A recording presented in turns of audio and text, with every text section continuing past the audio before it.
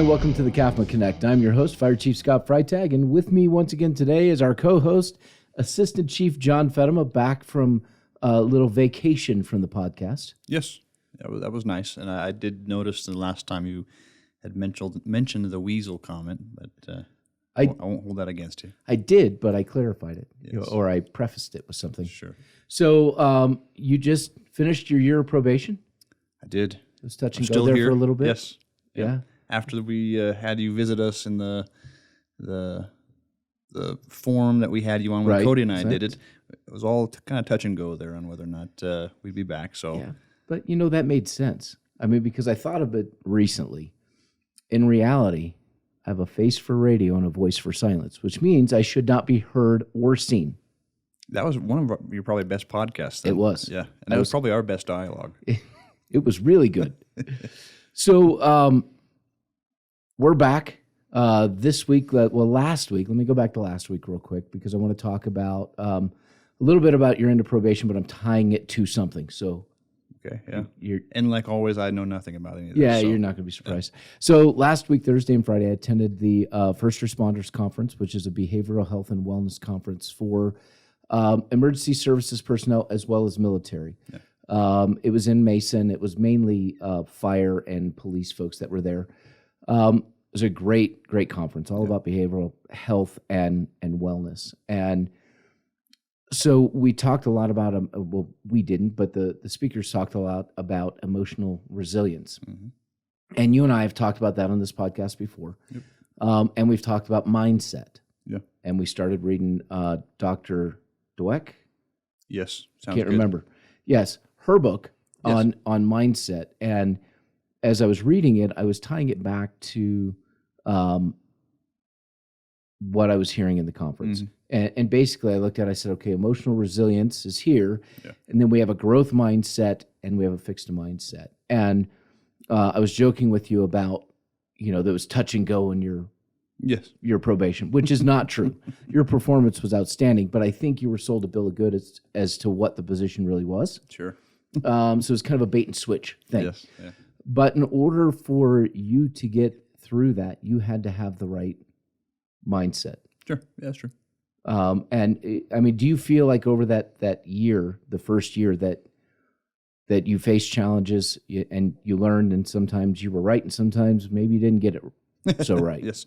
Yeah, I think there was like anything else. I don't care whether it was starting as a firefighter and going through several years as a firefighter. Obviously, who I was a year ago Right. is not exactly who I am today. Obviously, in terms of how I respond and all that kind of same kind of mindset. Sure. But I've also learned a lot of skills along the way. And I think, like you say, going back to that growth versus fixed mindset is the willingness to understand that I can change, I can do better, Right. and that I can continue to learn and adjust even how I respond. And like I say, this last year in working with, all the different aspects of being in this position, learning, all the things that Polachek forgot to tell me when he left. Oh, absolutely. I did, give He him a didn't hard forget time. to tell you. Maybe purposely. No, and honestly, he did a great job in preparing me for it. But like anything else, you don't know what you don't know until you're doing the job and you're Right. doing the position. And so I've learned a whole lot.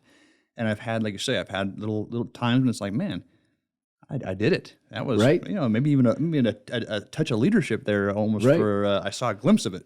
And there's other times like, you know what, I can do better. I missed the mark on that one, and I need to adjust it. Mm-hmm. And so there's been a lot of that this last year because, again, it's just a lot of different aspects in being in this position and working with a lot of people now. And I've had to adjust a few things. And like I say, I think going back to that mindset, it is at least a willingness. I know I'm not perfect, Right. but I Oh, yeah. know I have a willingness to continue to get better, knowing that who I am today is not going to be who I am a year from now, and I'll be hopefully better every year progressively moving Right. forward. Oh, absolutely. And so when we look at, let's start with emotional resilience, and then we're going to tie it back to some of what you were talking about. So just a reminder for folks, emotional resilience is your ability to recover from a stressful event, whatever traumatic event that is. Is it a call that you ran on? Is it a family issue? Sure. What is it? Your ability to recover from that. And the growth mindset is a mindset that you can continually improve. Yeah. That it's okay to fail because failure is a lesson and you're going to learn from that and you're going to turn that into something, an opportunity further down the line. A fixed mindset is, I can't fail. I don't want to fail. And the interesting thing in this book, because initially when I thought growth mindset versus fixed mindset, it's people who really excel versus people who don't really do much. Yeah. And that's not the case. No. It's very talented, high-performing athletes can have a fixed mindset. Sure. And we see them all the time when very talented athletes implode. Yeah. Because they don't want to challenge themselves. It's easier to go this direction and make it look like it was this as opposed to, hey, you know what, I'm going to put a little bit more of myself into it. And you see that in baseball with your kids. Sure. Oh, yeah. Like you say, it you can be successful with either mindset. Sure. However, you probably have a better hope of having a long-term success with the growth mindset, understanding you can change, and probably having a little bit more of a healthy growth pattern at that point. Because like you say, that fixed mindset is really, everything I am is exactly who I am, and I can't change anything about how I respond or what I do. You have to navigate around me. Right. Versus me looking at you and saying, okay, I need to work around, you, and you understand that, hey, there's things that that helps work around me. Sure. So that we're both successful in the long run. That fixed mindset is, no, I am who I am, you are who you are, and we're going to probably clash at some point because neither of us is changing. And the other side of it, you mentioned it, is that growth mindset is a willingness to recognize a failure or something where you struggled in or can do better at. That fixed mindset, what you see from reading the book and reading some other articles related to it, is an unwillingness to fail. And so you do everything to prevent not just a failure, but from identifying that failure. And that's where people fall down. And that's where you see, like, even from athletics to the fire service, if you're not willing to look at yourself, do a little self-reflection and say, you know what, no, I can get better and I can improve on this, you're going to struggle. Well, and the author of the book writes about, as a child, she excelled in so many different things. And she was the spelling bee champion for her school. And they encouraged her to go out and expand. But you know what happens. You're in this environment. I'm a winner here. If I step outside of this, I'm going to step outside of my comfort zone, and I may find someone who is better than I am at this point. Yes. And that's going to challenge the way I think of me. Yeah. So I'm going to stay in this comfort zone and be the spelling bee champion for my school. Protect my winner status. Yes. I'm going to protect my little trophy, and here it is. And when she did some of the studies, she looked at it, and she said that she was able to tie back a growth mindset and a fixed mindset to emotional resilience. Yeah. In that they looked at, for example, college students. And apparently college students, those that actually go to college right out of high school, not like I did, and are there, she said February and March are really tough times for those students. You're getting kind of close to the end of the year. Relationships you started at the beginning of the year are failing. All these things are happening. And there's a lot of depression on college campuses during that time frame. And she said what they found was students who had a growth mindset, who weren't afraid to fail, had suffered less depression than those with a fixed mindset. Sure. And that's where you go back to the emotional resilience. If your mindset is fixed in everything that you do, well, you don't get over those traumas. You don't get over those little trips and falls that you have in your career, in your life, or with your family. But if you have that growth mindset, you're like, oh, yeah, I probably shouldn't have done that. I think I need to go this way next time. Yeah. And you mentioned it in terms of like the example that you see from, like, I see in my boys in terms of baseball and what you see in athletics. And I think everybody can probably go back and look at their high school and look at somebody in their high school who had a lot of talent, that was an amazing athlete at that level. Like you said, no different than the spelling bee at that level. And they excel at that level. The challenge you see for some of those folks is they go to the college and you're surrounded by people who are exactly like you or a little bit better. They were all the stars in their own little environments, and now you're bringing them together to make another team. And you see some of those folks that all of a sudden it's like, I'm not the star anymore. Right. I can get better. That guy over there is faster. He's better. He can hit the ball farther.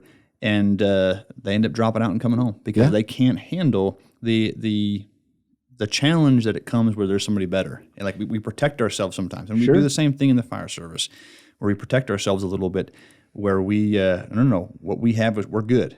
And it's no different than the encouragement, pushing people outside the organization, like go find training somewhere else, bring that back, go be part of an evaluation somewhere, bring something back. We even bring people in to test our company officers and battalion chiefs, and it's always interesting the feedback we get back and from our training programs, how they perform. It's a challenge sometimes to let people come into your little kingdom and say, no, you can get better. Well, and I think that's one of the strengths that we have at CAFMA, or at least that we try to have, and that's, hey, look, it can't be all about us. There are some things we do well, some things we don't do well, and unless we continue to evaluate and look outside of us, we're not going to continue to improve, and that's not the organization we want to be. No, I think we want to have a growth mindset as an organization. Yeah, and I can tell you, as a kid, I did not have what one would refer to as a growth mindset. I pretty much had a fixed mindset. You know, mathematics, numbers, not my thing. Today, I look at math and numbers, still not my thing, but I understand that. I know I could get better if I really wanted to, but I don't care.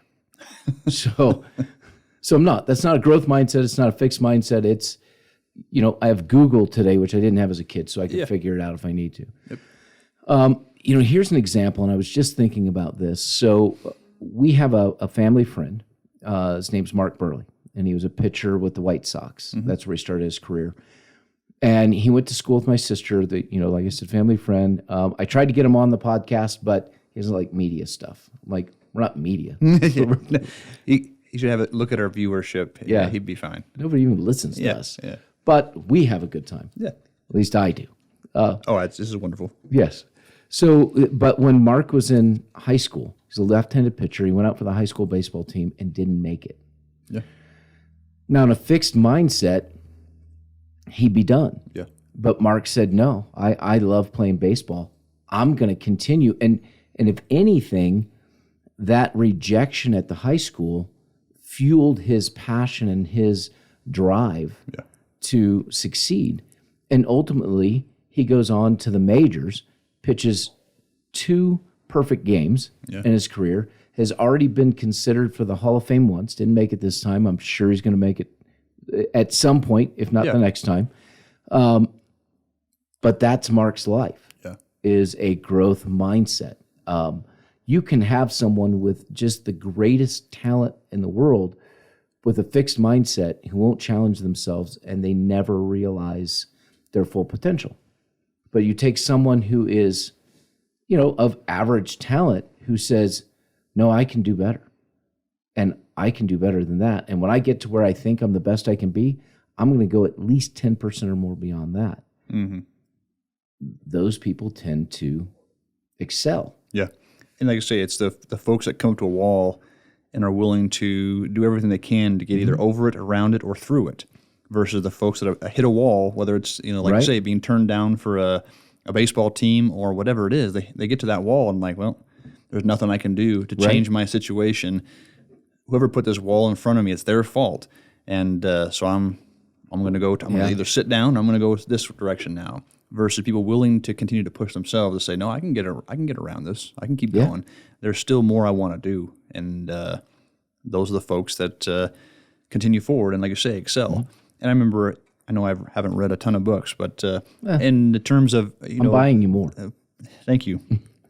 But in terms of some of the reading from even the special forces, it wasn't always the ones that just went in there and it was easy. Right. It was sometimes the best candidates that ended up finishing it were the folks that struggled, but they showed the heart to be there and continued on through the whole thing and were willing to overcome the obstacles every time, versus somebody that excelled in one part of it and all of a sudden, hit this wall and it's like, well, nope, they're gone. They're doing such a great thing, and then they hit an obstacle that they weren't prepared for, and they're done. I think one of the great things that I'm learning about the growth versus the fixed mindset, and using myself as example again, is that you can change. If you have a fixed mindset, you can get out of it. Yep. And that I'm someone that may have a growth mindset in some areas, but a fixed mindset in others. Yeah, that's a good point. But I recognize that. And it maybe it's a fixed mindset, or it's I don't care enough about being a great golfer. I'm not good at it. I enjoy it. I know I could be better if I put the time and energy and effort into it, but I'm busy with other things. Sure. So I think, though, that, from looking at it from an emotional resilience standpoint, a behavioral health standpoint, people with a growth mindset are typically more positive. They take accountability for their actions or inactions. They learn from them. They turn them into opportunities, and they use those going forward. And then they share that with other people. Sure. And I think part of it, too, is the crowd that you surround yourself with. Oh, yeah, yeah. I look back at high school, because high school is just one of those transformative times in people's lives, but not for me. It wasn't that for me. Yeah. And when I look back at some of those people that I thought, man, these guys are really smart, they're super talented, and not wanting to be comparative or judgmental, but looking today at where we're at, you can see where someone may have had more of a fixed mindset that this is what I can achieve. I just want to live off of my talent, which didn't go quite far enough. Yeah. Ends at some point. Yeah. Yeah. And part of it, too, is finding your passion in life. I mean, once I found emergency services, I think my entire mindset changed. This is what I want to do. And as I started having little wins throughout my career, what I found was, wow, you know what? Maybe in this other area of my life, I can do better. Sure. I'm not locked into that. I can do this. Yeah. And it's pretty amazing to look back on it. And I think it helps me with the emotional resilience side when I go through a stressful event. The other side of that, as you said, is we're not perfect. Sure. So there's times where that stress just gains on us and we get frustrated. And I've admitted it. I've lost my cool a couple times and had to reset, apologize. But it's not a default. Sure. Like in 7 years, maybe almost 8 years, I've had that happen to me twice. Yeah. But it happens. Yeah. I think I said you weren't perfect. I didn't. Did I say we? I was thinking we. Oh, okay. We're not perfect. I'm just kidding. Yeah. Like you say, and the challenge with it, obviously we're talking about growth versus fixed, and the challenge is the words are easy. Sure.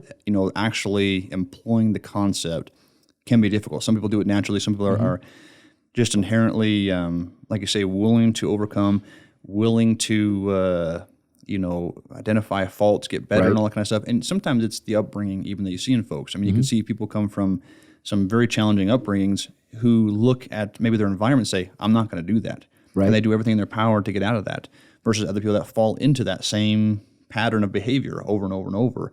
And so you never know. Sometimes it's just inherent in people, and sometimes I do believe also, like I say, it can be learned. Oh, I agree. But the words are easy.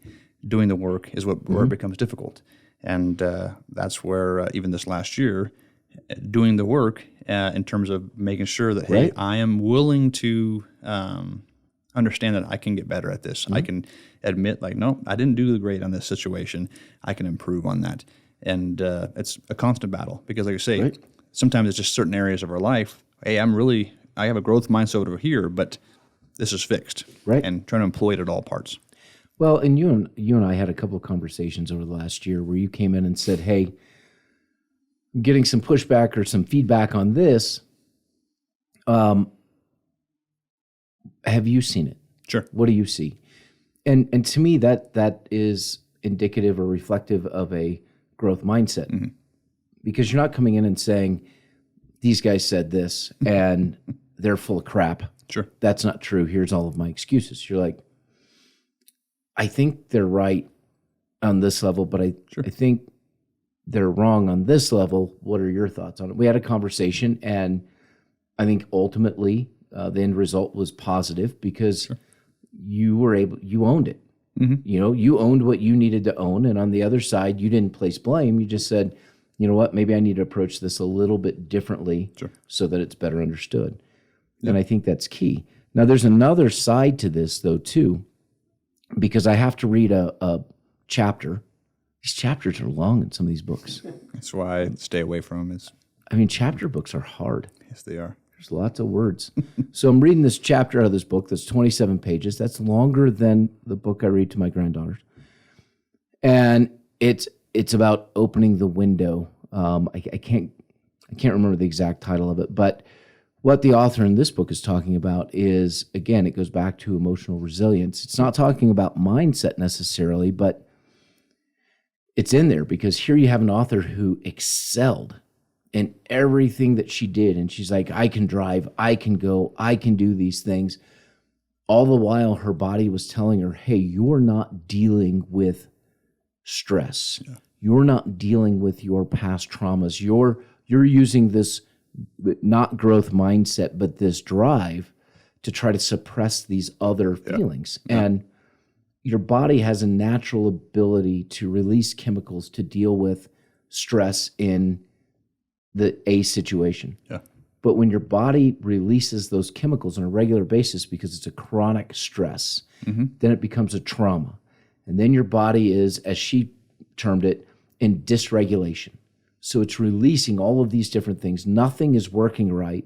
And pretty soon you have all these systems problems between insomnia, nausea, appetite, whatever these things are, they all start coming into play. And you're like, suck it up and move on. You got to keep driving. We got to get this done. Yeah. And that in one way, it describes a growth mindset. Hey, we got to get this done. Yeah.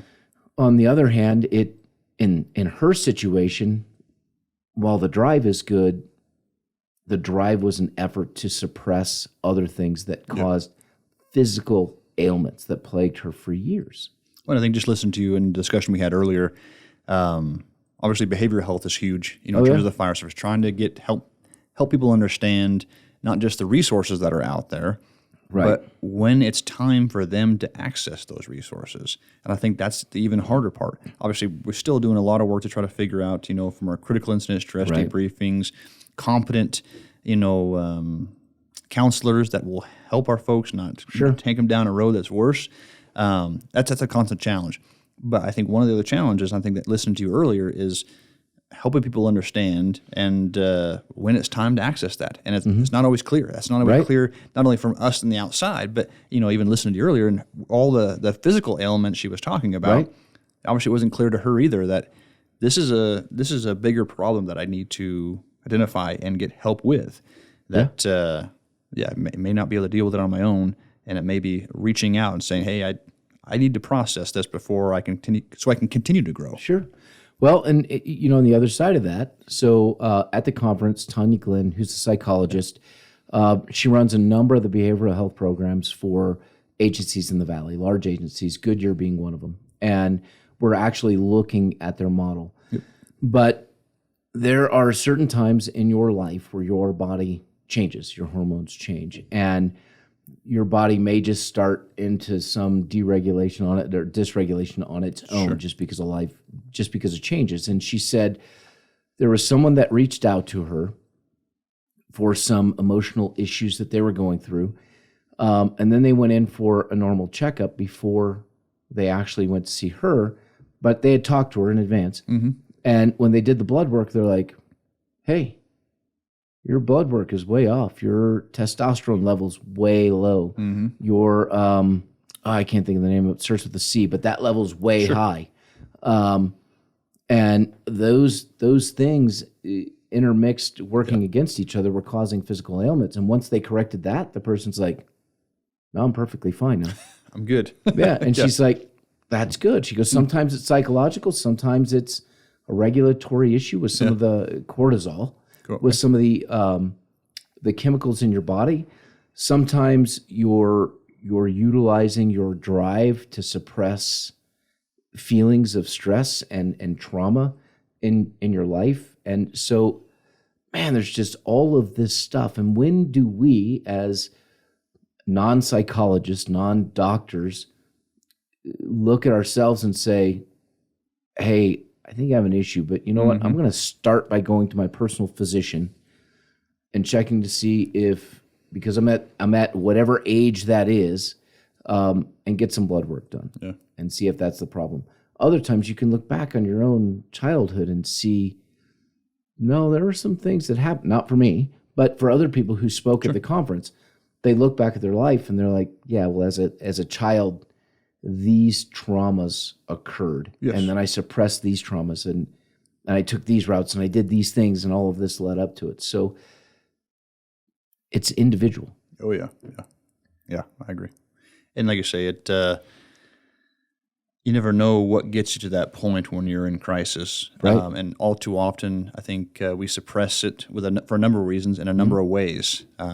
Whether it's medications, not necessarily correcting the issue, but just medications in general, alcohol, just a number of things to kind of suppress that. And usually if there's enough of them, and especially in the fire service where there's constant trauma and all that kind of stuff, no matter what happened in childhood or anything like that, you eventually get to that threshold where it's you're at a make or break or something needs to change. And it's hopefully trying to help people realize before they get to that wall that, hey, I need to make that little adjustment. I need to do exactly what you said. Go follow up, get the blood work done, go to a counselor to get that path started. Somehow we got to get that back just a little bit so it's not everybody in the crisis situation. Right. No, and that's the thing we talked about earlier today was we have 160 employees at CAFMA currently, and we've had some that have gone through some difficult times, and those manifested themselves in different ways, and we're aware of them. But with 160 employees, we'd be naive to think that we don't have some in either operations or non-operations right now that are struggling with something in their lives, and people are good at masking it until they're not. Yep. And when they're not, how does it manifest itself and what kind of damage does that do to them, their family, the agency, their career, whatever it is? Yeah. And that's why I know when we spoke this morning and we talked to the union at Labor Management, hey, we're doing pretty well focusing on behavioral health here, but we can do better. Oh, yeah. Yeah, we can grow. And so taking from that first responders conference and then having access to someone like Chief Louisi in Goodyear, who the white paper he sent, by the way, was actually published in either Fire Engineering or Firehouse. Okay. So it's a great write-up on what the Goodyear Fire Department has done on the behavioral health side and what they offer and the people that they work with, the experts that they bring in. There's a price tag to that. Sure. I can't speak for the board. I can only speak for you and I. And we talked today that we looked at that price tag and said, it may be worth it. We have a lot more exploration to do, but you get what you pay for. Yeah. Like you say, there's a lot of work to be done before we get to that point where we write that check. Right. But I think ultimately, when you're looking at the health and wellness of the organization, it's not that there's a price tag to say yes, that will do or no. But I think whatever we can do to continue to support our personnel, I think we will continue to evaluate that and try to get better and try to improve and certainly invest a lot of dollars to support that as we try to improve those programs and get folks in to help our personnel to have a successful career and have a successful go home and return the next day healthy and ready to go. And I think it's important to remember that our family goes beyond the person putting on the uniform or coming into our offices to work every day, that there is another family that they go home to, and that vicarious trauma is real. Yep. And that we need to take care of the entire family. Yeah. So whatever our program ends up looking like, it needs to be inclusive of significant others. Yeah, I think that's wise. It has to. Because we talk about family here at CAFMA, and I think that we demonstrate that family is of the utmost importance. Yeah. So, I think that's good for this week, talking about growth mindset, fixed mindset. You can change to move towards growth mindset, emotional resiliency, and taking care of each other. And as we said, we know people are struggling out there. Yes. And with that, I would close with, if you are struggling right now, please reach out for help. We do have resources available, and if it's not what you need, we will find the right resource.